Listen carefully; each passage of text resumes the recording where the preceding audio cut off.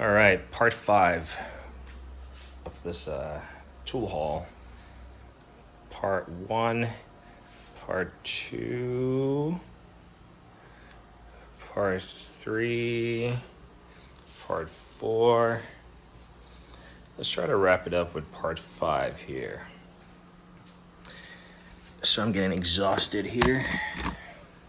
Just had a drink and juice, that is, not liquor or beer.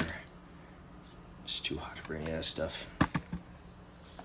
All right, so in part 4, or maybe part 3, I talked about winning a bid for the gear wrench O2 sensor socket set. Well, I found a Mac Tools version for like $70 or something, 11-piece sensor. Master socket set, part OSW set. I figure Mac has to be better as far as quality. Like I said, I have a 21-piece Amazon special. Not sure why it's 21 pieces, but I'll keep it. They seem really chintzy.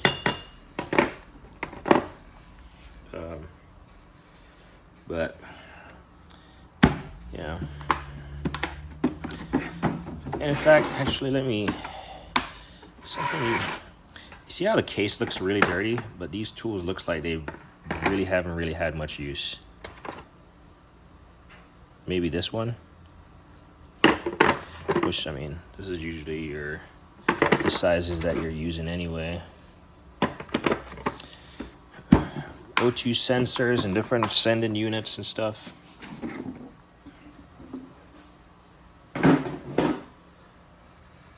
All right. Kind of want to save this bag, not for last, but until I can get through with this. Maybe I'll save it for last. Actually, I'll save it for last. This bag will be saved for last. This is the most expensive Hart, or Die Hard, sorry. Or, no, Die Hard. This is the most expensive Hyper Tough bag you would have ever came across. So, if I fail to do a review on the items of that bag, speak up in the comment section, because you want to see it. All right, before I forget about this is just some nuts and bolts. And they're random, but they're not random. They have a purpose. So they are for these two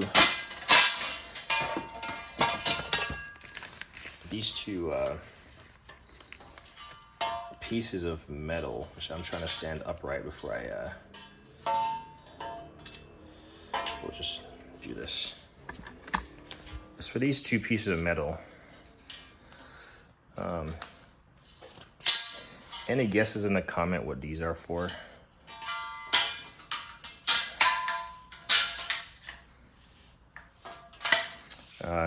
Again, remind me. I'll make a running note that I need to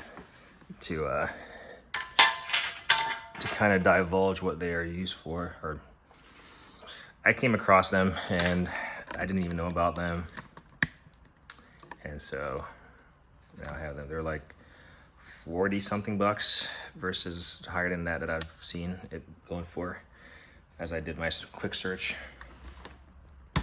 So remind me what those are used for, or remind me to tell you what they're used for. If you do, just leave a comment. You have time. Again, some lady said that maybe her spouse had passed away and she was selling it. It was Amazon or eBay, sorry. She said she didn't know anything about it. I was looking in the market for a battery tester with a printing function, and there were several that I saw. This one actually has paper in it. I just need to put it over the roller probably. It works. I need to change the battery, the internal battery, but I think it works primarily once you hook it up to a tester. I was able to test that battery in my Acura this morning. Initially, when I got nervous, I ended up paying like $200 for this or something. I got nervous because it wasn't working yesterday, but then again, I figured my battery was really dead. So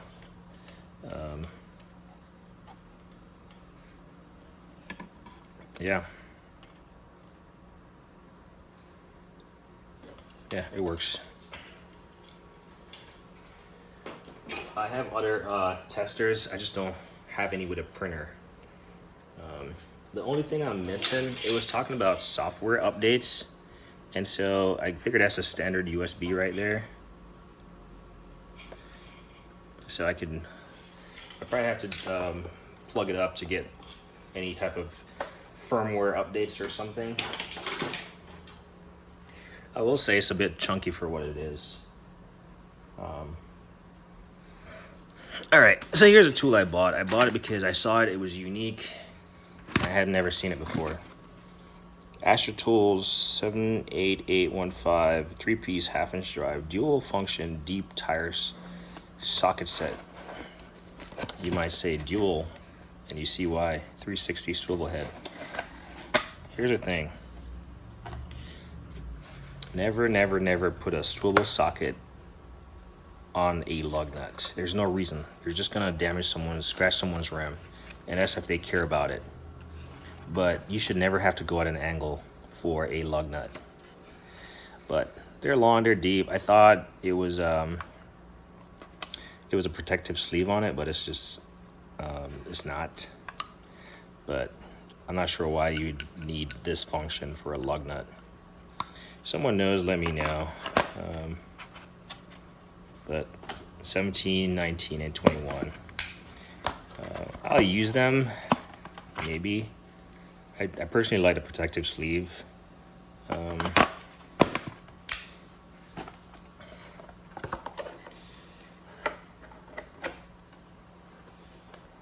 Made in Taiwan.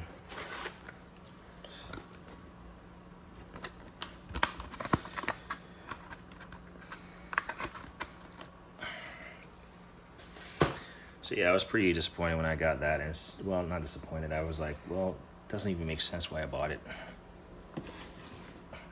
Forgot how much I paid. Any guess what this is? I was kind of surprised when I opened this box. I was like, what did I buy that was this small? But it's actually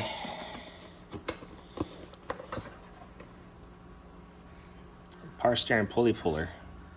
Set CJ3PSB. Installer puller. I don't know if I have any tools of this this kind as far as usage. It seems pretty compact.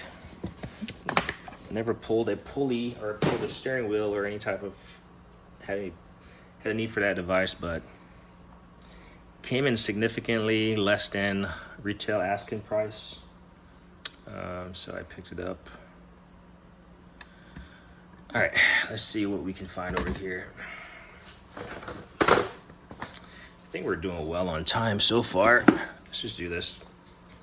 So you guys probably have seen this. You probably can find a video where it's being showcased. This is like I mentioned the little fuse checker in one of the parts, maybe part 2 or part 3. But this is like their parasitic draw monitor.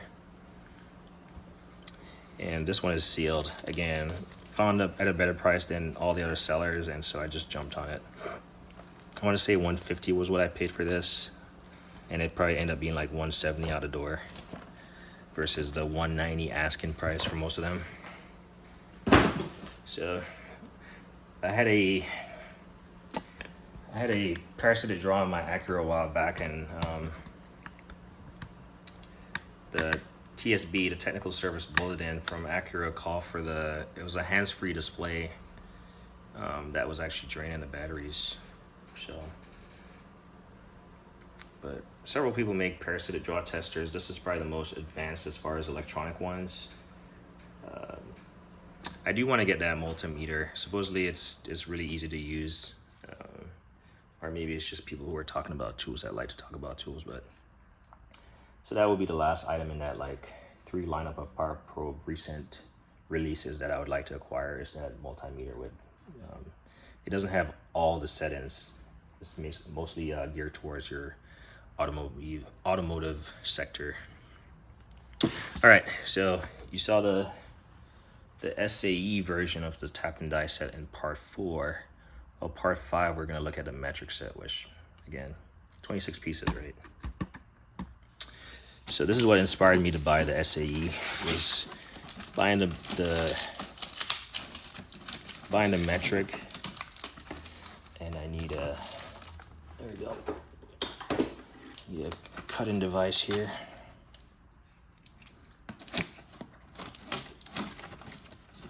That's what inspired me to buy this one, or to buy the SAE. Was having purchased this.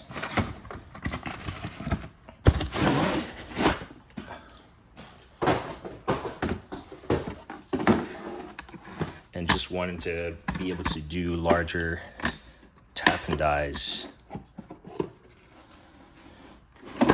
Looks like we have a missing, oh, we'll just look at it. You can see it. You can see those very large taps. So, it's a quick segue. I know a lot of people talk about the Lyle ratchet adapters that you can put your tap in. I think these might be a little bit too big for that though. But if you're using a ratchet, chances are you're pulling left and right, versus if you use a T-handle to thread that stuff in, you're not pulling your threads left to right. So I haven't had to tap anything, but it's just a thought I had. Food for thought. So yeah, it's nice to have a complete set of larger tap and dies in the event that I run into that issue. Not sure who makes these for Cornwell, or if these are made by them. I'm not certain. Usually people talk about Matco, not Cornwell.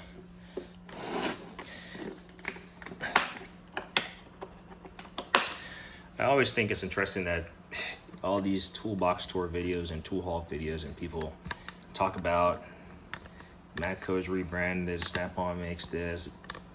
I want to say in all my hours of watching these videos, only 2 comments I've ever seen, because at this point I can listen to the video playing in the background and I know exactly what tools they're talking about.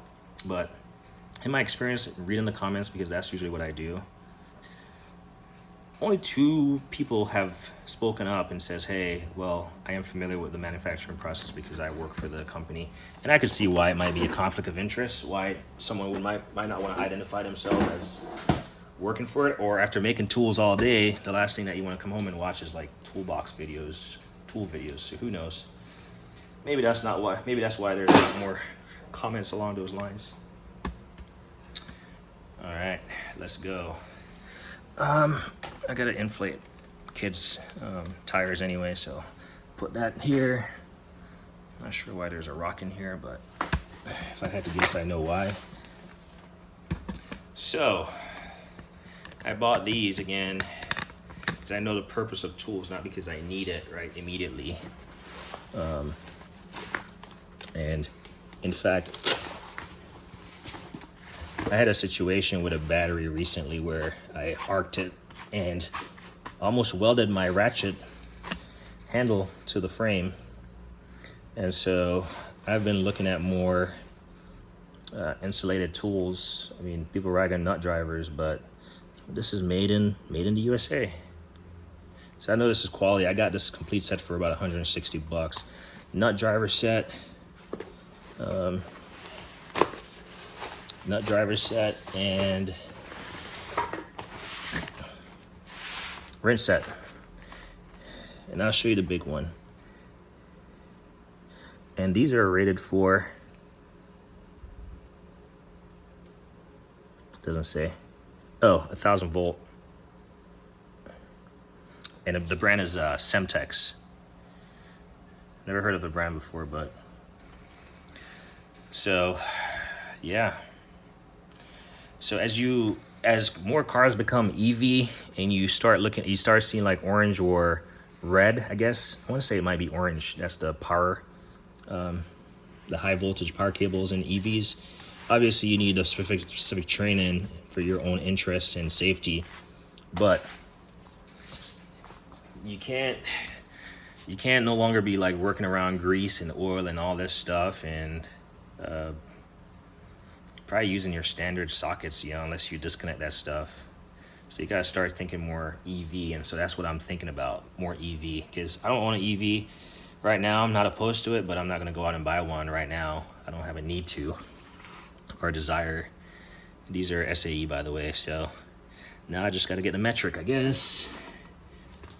So I have a few like insulated like screwdrivers, like I have a Milwaukee set. But you gotta be safe when dealing with high voltage electricity or just electricity in general. I mean, even just your little static electricity, that's enough to feel uneasy about, but when you get zapped, imagine a higher voltage. Digress. Here's a weird Snap-on box. It's unusual. Part number is right there. Tool is right there. It's an inline air hammer.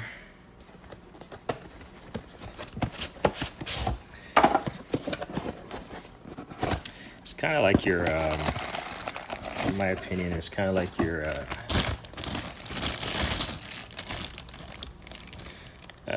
people talk about the Milwaukee trigger. Well, it looks like Snap-on does that too at some point in time. Got to figure out this little head right here. It seems very floppy,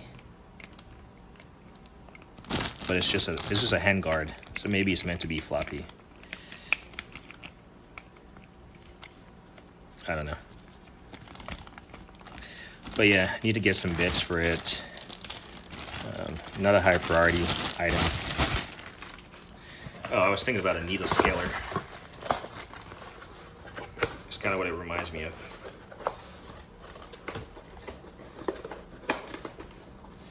Or a inline chisel. I think that's what it's called, inline chisel.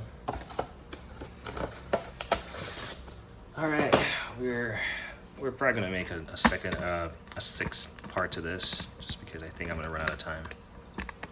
But let's finish up this stuff right here. I already made mention of these. Let's see if these work.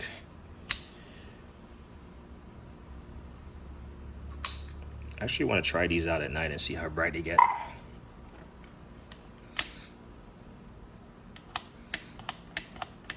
I'm hoping it's just a battery. I do have some of these batteries, so I'll try them.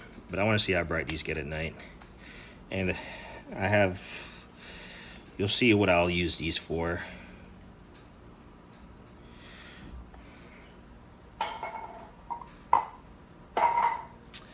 All right, let's just see what else I got here. This is a case that doesn't really offer much clues. Looks pretty generic, and it is pretty generic.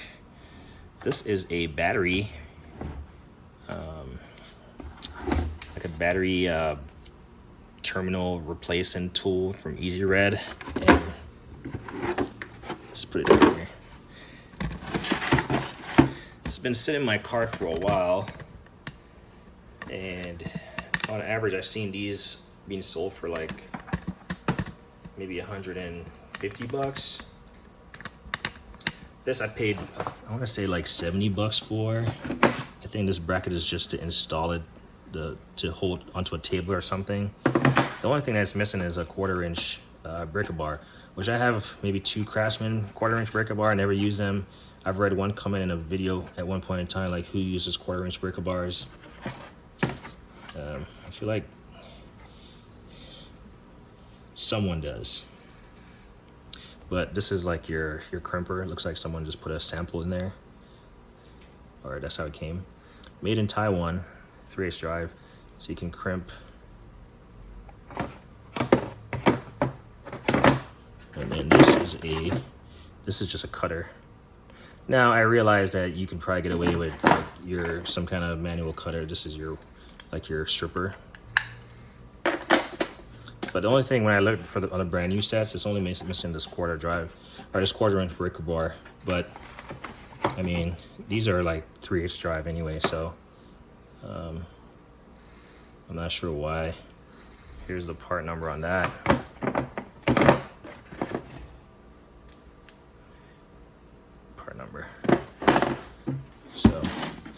pretty unassuming case, but for like I don't want to say it was like 75 bucks.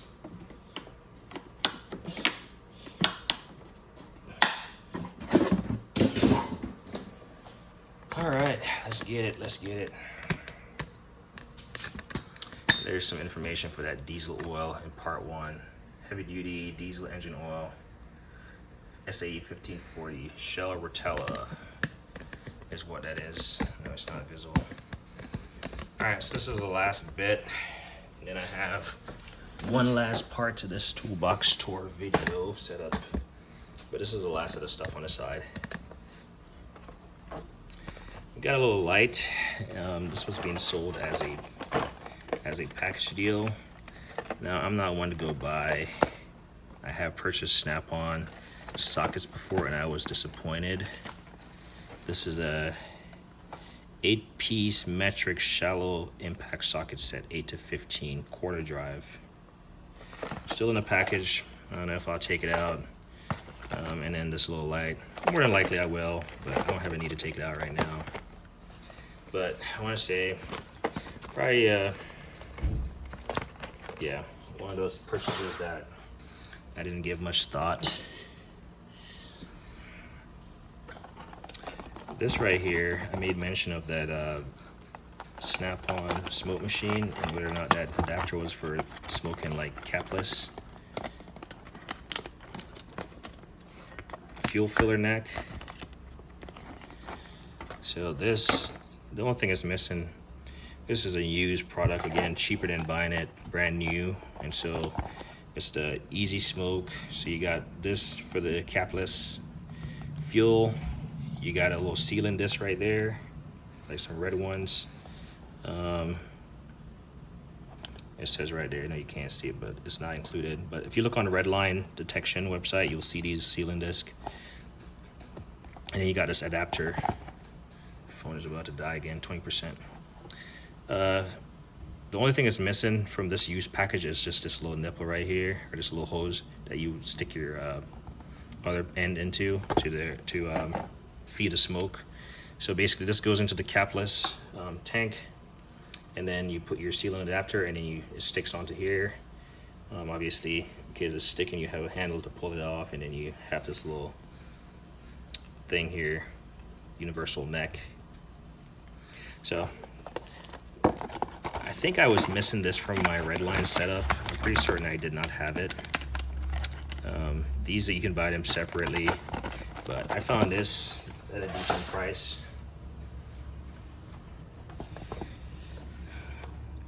Pretty sure everyone watches toolbox tours. I'm pretty sure, hopefully there's one coming out this weekend. But I saw this one in the last one for Toyota oil filter, and for these canister type looking ones. My Tacoma does not. My Tacoma has the old school inverted filter up top, regular filter. But I know the newer Tacomas probably have this, or 4Runners. But also, I guess you can fit it on a regular one. Oh, also fits many 6x14 OE filters, including Honda, Infiniti, and Nissan. So maybe I'll try this on my cars. This one, I mean, it's not walled out. This right here, I don't know if it's really walled out or what. I'm not sure why it would be walled out, but it looks a little bit more funky than usual. So we'll try that. Again, this was like 18 bucks compared to 30 bucks. One of my biggest fears is buying tools that I already have, just because if a different brand makes it and I perceive it to be a better quality, and this is just that. I have the Capri thin wrenches and I have the VIM thin wrenches. This is the Mac. And I also have the Husky metric SAE sizes. So I already have 3 different branded set of wrenches, and this is a 4 set of thin wrenches. But I don't know. This means I gotta get the SAE version, and now I gotta get the Snap-on. I want to get the Snap-on angled thin wrenches though. That's what I want to get, but those are like 400 bucks. Seems like I'm gonna have to quit buying tools just to purchase one set of wrenches.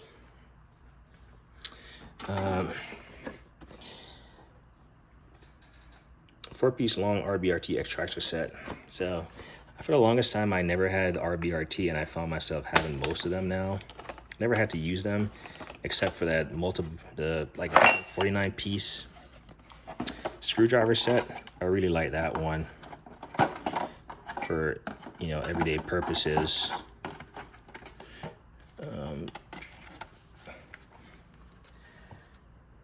But saw this extractor flute set, and that's the part number. I know everyone raves about Grip Edge now, and apparently it's like it's the same company. I just think they are super expensive. Anyone else think that Grip Edge is super expensive? And then the sets are very small. Like, they make very small sets that are very expensive, on average $150 or higher, if I remember seeing them correctly. And apparently they do the same thing as this, but again, YouTube is going to make you think that, you know, the newer, more flashier stuff is the best thing since sliced bread. I don't know. I'm not saying I would be opposed to buying it, but I'm not buying it at the retail price. So I really haven't looked up any. They're not in my to purchase list or anything, but maybe if they sell something different, where the technology is significantly different, then maybe. But as it stands, the RBRT stuff, which I really haven't even used, that's fine.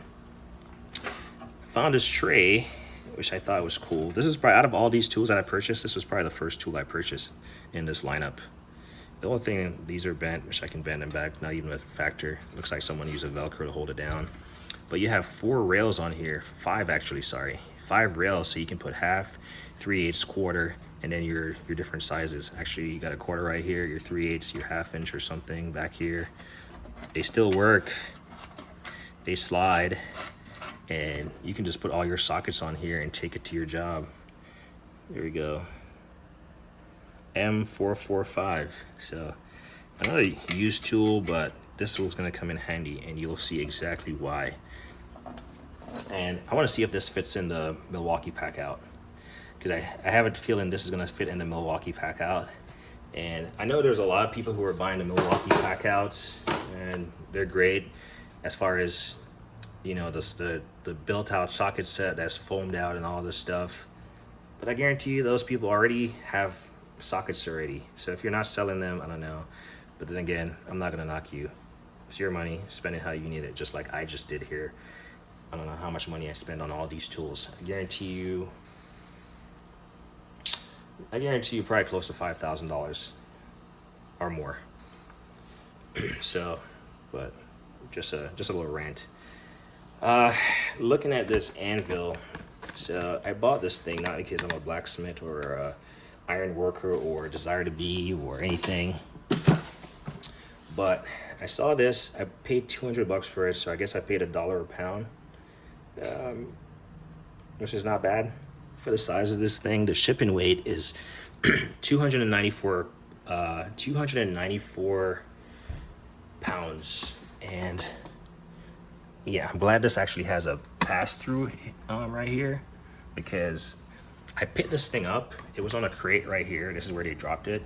It was on a crate, a pallet skid. It was on a pallet. I know a skid and pallets are 2 different things. So it was on a pallet, and when I unboxed it and lifted it out of the crate, this thing is every bit of 200 pounds plus probably another 50 pounds, because usually a pallet is like 30 pounds. So I'm actually curious what's the exact weight on this. I guarantee you this is more than 200 pounds. And it is heavy. It is heavy. Now, why did I buy it? Again, I don't have an immediate need for this, but I know the purpose. You want to beat something, you want to beat something on something like this.